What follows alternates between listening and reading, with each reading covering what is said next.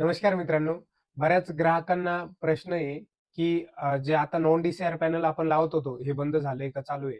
तर या संदर्भात तुम्हाला पहिले इंटिमेशन देतो, की 31 मे 2026 पर्यंत जे आपण सोलर सिस्टम हे नॉन डीसीआर सिस्टम अजून देखील बसवू शकतो. आणि बंद काय झालंय, जे ॲप्लिकेशन लोकं पहिले बोलत होते 31 मार्च 2026 पर्यंत आपल्याला डेट आहे ॲप्लिकेशन करायची.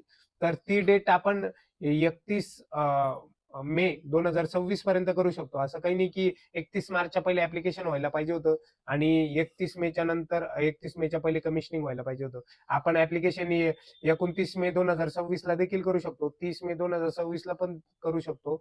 आणि सोलर सिस्टम आपलं जे कमिशनिंग झालं पाहिजे, जी रिलीज ऑर्डर आपली जनरेट झाली पाहिजे.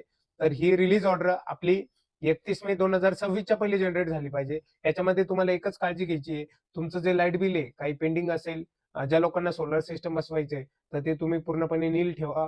म्हणजे जेणेकरून आपल्याला रिलीज ऑर्डर निघायला काही प्रॉब्लेम येणार नाही. दुसरा त्याच्यामध्ये कुठलाही रोल नसतो आणि तुम्ही 31 मे 2026 पर्यंत नॉन डीसीआर पॅनलचा बेनिफिट घेऊ शकता.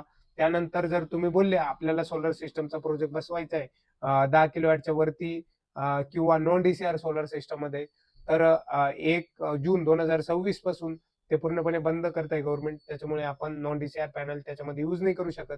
आणि जो डीसीआर आणि नॉन डीसीआरचा रेटचा डिफरन्स आहे, जी रेटची तफावत आहे, ही भरपूर मोठ्या प्रमाणात आहे. त्याच्यामुळे जर तुम्ही डीसीआर पॅनलमध्ये सोलर सिस्टम लावायचा विचार करत असाल, तर हे तुम्हाला नॉन डीसीआर पॅनलपेक्षा खूप कॉस्टली जाणार आहे.